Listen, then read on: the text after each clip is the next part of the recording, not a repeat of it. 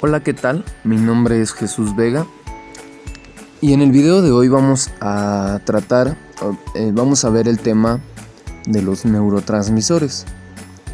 Vamos a ver qué son los neurotransmisores, de qué están compuestos, qué tipo de neurotransmisores hay y cuál es su función. Primero vamos a ver qué es un neurotransmisor. Los neurotransmisores son sustancias químicas que se encargan de la transmisión de las señales desde una neurona hasta la siguiente a través de algo llamado sinapsis. También se encuentran en la terminal axónica de las neuronas motoras, donde estimulan las fibras musculares para contraerlas. Ellos y sus parientes cercanos son producidos en algunas glándulas, como las glándulas pituitaria y adrenal. Y bueno, en este video revisaremos algunos de los neurotransmisores que son más significativos. Bien, tenemos dos tipos de neurotransmisores, que son neurotransmisores convencionales y neurotransmisores no convencionales. Vamos a hablar un poco de los neurotransmisores convencionales. Los mensajeros químicos que actúan como neurotransmisores convencionales comparten siempre ciertas características básicas. Se almacenan en vesículas sinápticas, se libera en el axón terminal como una respuesta a un potencial de acción y actúan uniéndose a receptores en la membrana de la célula postsináptica. Y bueno, estos mismos neurotransmisores convencionales pueden dividirse principalmente, digámoslo así, en dos grupos, que son neurotransmisores de molécula pequeña y neuropéptidos. Bien, en el caso de los neurotransmisores de molécula pequeña, son diversos tipos de moléculas orgánicas pequeñas, y estas, incluyen los aminoácidos, glutamato, GABA y glicina. Todos estos son aminoácidos, aunque GABA no es un aminoácido como tal que se encuentre en las proteínas. Y después, en el caso de los neuropéptidos, se componen de 3 o más aminoácidos cada uno, y son más grandes que los neurotransmisores de molécula pequeña. Y bueno, hay una gran diversidad de neuropéptidos, y uno de estos pueden ser las endorfinas o las encefalinas, que pues quitan el dolor, y la sustancia P, que es la que transmite las señales dolorosas, y el neuropéptido. Estimula al comer y puede actuar en prevención de convulsiones. Y bueno, también cabe aclarar que los efectos de los neurotransmisores dependen de su receptor. Generalmente algunos neurotransmisores se consideran excitatorios. Sí, al aumentar la propensión de que una neurona dispare un potencial de acción, otros suelen considerarse como inhibitorios. Y al disminuir la propensión de que una neurona blanco dispare un potencial de acción, como por ejemplo el glutamato, que es el principal transmisor excitatorio en el sistema nervioso central. O también, por ejemplo, el GABA es el principal neurotransmisor inhibitorio en el cerebro vertebrado adulto. Y bueno, a pesar de esto, los términos excitatorio y inhibitorio no son categorías en sí definidas o en las que podemos clasificar los neurotransmisores. sino que al contrario, un neurotransmisor a veces puede tener un efecto excitatorio o un efecto inhibitorio dependiendo del contexto. Y bueno, esto sucede porque no solamente hay un tipo de receptor para cada neurotransmisor. En realidad, un determinado neurotransmisor suele interactuar y activar múltiples proteínas receptoras diferentes. Si el efecto de un determinado neurotransmisor es excitatorio o inhibitorio en una sinapsis dada, depende de que el receptor, o en su caso o los receptores, estén presentes en la célula postsináptica. Bueno, ahora vamos a hablar acerca de un neurotransmisor. Vamos a hablar acerca de la dopamina. Y bueno, la dopamina es un neurotransmisor que desempeña varias funciones en nosotros como seres humanos y también en animales. Y en algunas de sus funciones notables están relacionadas con el movimiento, la memoria, los sistemas de recompensa, el comportamiento y cognición, la atención, la inhibición de la producción de prolactina, el sueño, el humor y el aprendizaje. Sin embargo, bueno, este neurotransmisor en exceso puede causar, por ejemplo, el Parkinson y la drogadicción. Son algunos de los problemas asociados en los niveles anormales de dopamina cuando generamos demasiada dopamina. Y bueno, ¿dónde se produce la dopamina? La dopamina se produce en las neuronas dopaminérgicas en el área tegmental ventral o VTA del mesencéfalo. Del compacta de los pares de la sustancia nigra, pars compacta y del núcleo arqueado del hipotálamo. Y bueno, aquella sección del cerebro que comporta los ganglios básicos regulan el movimiento. Los ganglios básicos a su vez dependen de una determinada cantidad de dopamina para poder funcionar con mejor eficiencia o con más eficiencia. Y la acción de la dopamina transcurre a través de los receptores de dopamina D1, 5. Bueno, ahora hablando de la dopamina a nivel cognitivo, la dopamina en los lóbulos frontales del cerebro controlan el flujo de la información de otras áreas del cerebro. Los trastornos de la dopamina en esta sección del cerebro tienden a disminuir las funciones cognitivas, especialmente como la memoria, la atención y la resolución de problemas. Ahora bien, vamos a hablar acerca de las endorfinas. Y bueno, el cuerpo produce demasiadas endorfinas siempre como respuesta a las sensaciones o a múltiples sensaciones. Puede ser el dolor y el estrés. También, bueno, influye en la modulación del apetito, la liberación de hormonas sexuales y en el fortalecimiento del sistema inmunitario.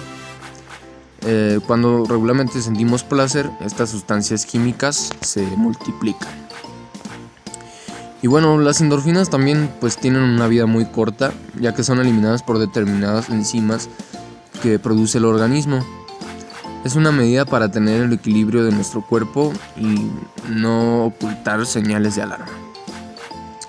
Y bueno, estas endorfinas son péptidos opioides endógenos que funcionan como neurotransmisores. Son producidas por el hipotálamo y la glándula hipófisis. Y bueno, sus efectos son muy similares a los opiáceos sintéticos en su acción como el analgésico. Producen sensación de bienestar, incluso también de euforia. Este tipo de sustancias químicas son importantes para nuestra vida debido a que son las que encargan de aparecer en situaciones agradables, pero también en algunas que genera dolor y estrés. Y bueno, gracias a este neurotransmisor somos capaces de sentirnos plenos, con bienestar, alegría y felices. Una recomendación extra para mantener la producción de endorfinas. Se sugiere que las personas realicen ejercicio o actividad física. Esto con el objetivo de generar efectos positivos y una aptitud alentadora ante los problemas que se nos puedan presentar en la vida. Bien, ahora hablemos un poco acerca de la adrenalina. La adrenalina también es llamada epinefrina. Es una hormona también igualmente y un neurotransmisión que segrega el cuerpo de manera natural a través de las glándulas suprarrenales, localizadas en la parte de arriba de los riñones, la parte superior. Y el organismo produce y almacena esta sustancia y la libera en situaciones de alarma. En situaciones de alarma, estrés, peligro, excitación o miedo. Y con su liberación ayuda al cuerpo a enfrentarse a este tipo de situaciones y a estar siempre listo. Y bueno, además la adrenalina puede ser sintetizada en un laboratorio para utilizarla como un medicamento en diferentes situaciones, como la parada cardiorrespiratoria, etc. Bien, una de las funciones o los efectos de la adrenalina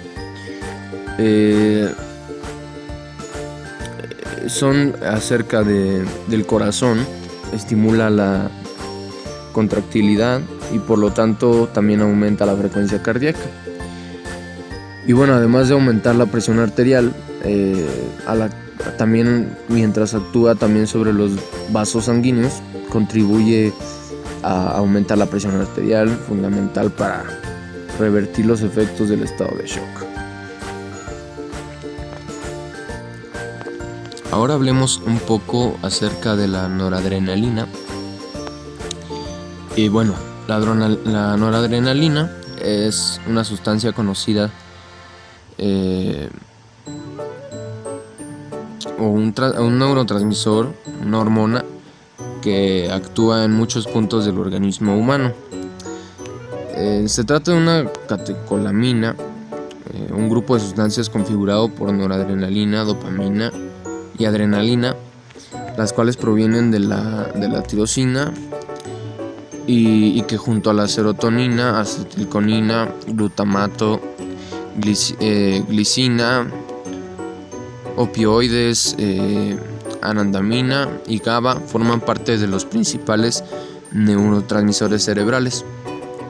Y bueno, a nivel cerebral, esta sustancia presenta un efecto excitatorio. Y si bien algunos de sus receptores tienen función inhibitoria, participa tanto en la transmisión de mensajes entre zonas del cerebro como con el exterior, y posee una gran participación en el sistema nervioso simpático. Asimismo, también la noradrenalina no actúa únicamente como neurotransmisor, sino que también ejerce funciones en el sistema endocrino, siendo producida tanto a nivel cerebral como adrenal. Bien, la síntesis de la noradrenalina. Bueno, como ya lo mencionamos, la noradrenalina se genera a partir de la degradación de la tirosina.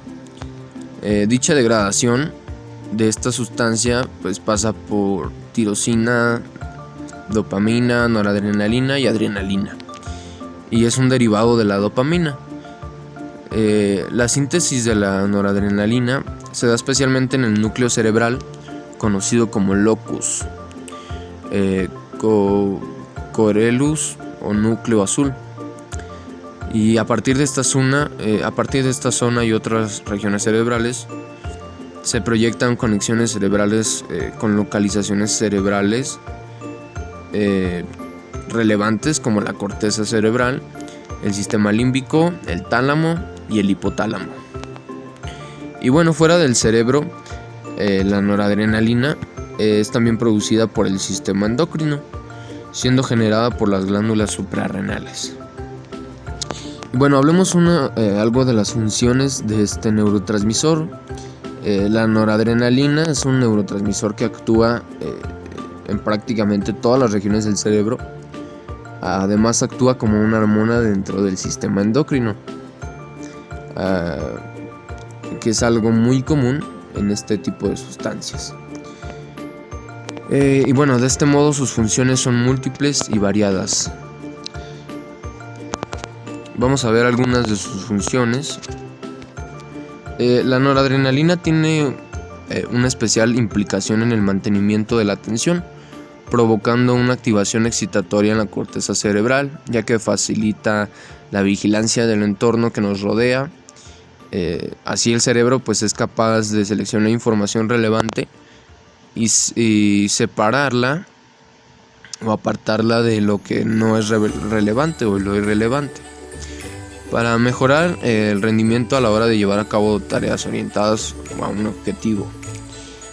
Esta excitación es llevada a cabo mediante la actuación de noradrenalina en la amígdala y entre otras zonas. Bien, ahora vamos a ver acerca del neurotransmisor glutamato.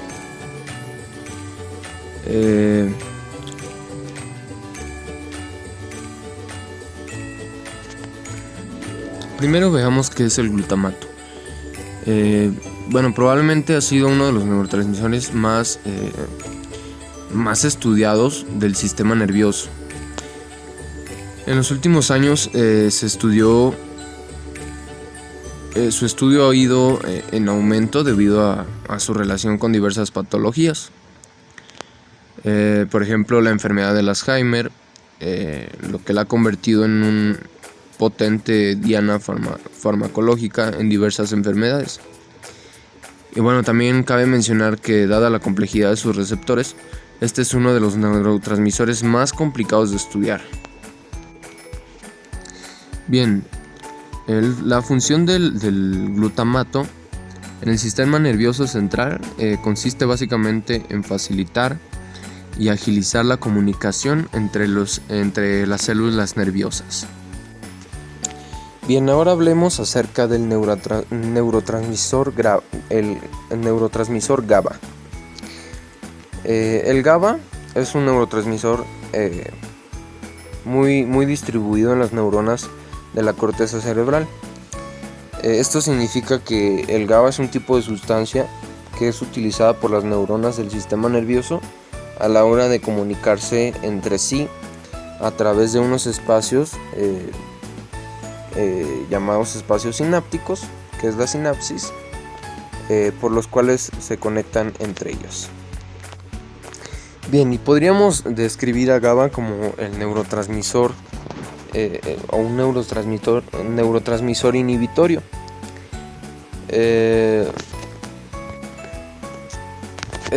Al igual que la dopamina y la serotonina, envían mensajes químicos por el cerebro y el sistema nervioso. Y bueno, en otras palabras, participa en la comunicación entre las neuronas. Y el rol del GABA es inhibir o reducir la actividad neuronal.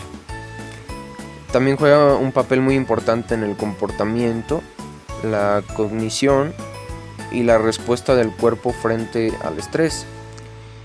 Y bueno, también hay investigaciones que sugieren que el GABA ayuda a controlar el miedo, la ansiedad, cuando las neuronas se sobreexcitan. Y bueno, por otro lado, los niveles bajos de este neurotransmisor se asocian a trastornos de ansiedad, problemas para dormir, depresión, esquizofrenia, y también se ha constatado que las neuronas jóvenes son más excitables que las antiguas. Y esto es debido a que la función que ejerce GABA o a la función que ejerce GABA sobre las últimas. El GABA también contribuye al control motor, la visión y regula la vista. Entre otras funciones corticales, existen distintos fármacos que aumentan los niveles de GABA en el cerebro y se utilizan para tratar problemas de epilepsia, la enfermedad de Huntington o para calmar la ansiedad, por ejemplo las benzodiazepinas. Ahora hablemos acerca de la acetilcolina. Esta molécula se produce en las neuronas y es necesaria para que puedan transmitirse el impulso nervioso tanto al nivel del sistema nervioso central como periférico. Constituye uno de los neurotransmisores más importantes, de hecho siendo el principal neurotransmisor del llamado sistema colinérgico.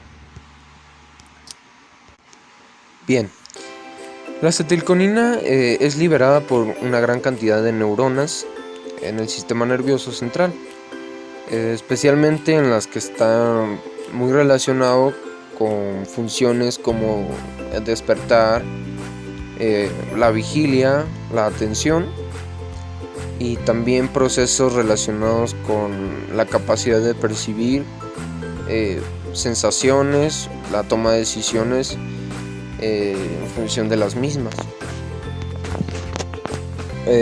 Otro papel importante de la acetilcolina en el sistema nervioso es que se encuentra, en el sistema nervioso central es que se encuentra involucrada en el logro del sueño REM o el sueño MOR,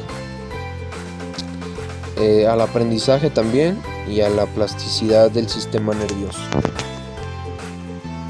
Igualmente podemos hablar del neurotransmisor llamado serotonina, que este neurotransmisor es sintetizado en el triptófano,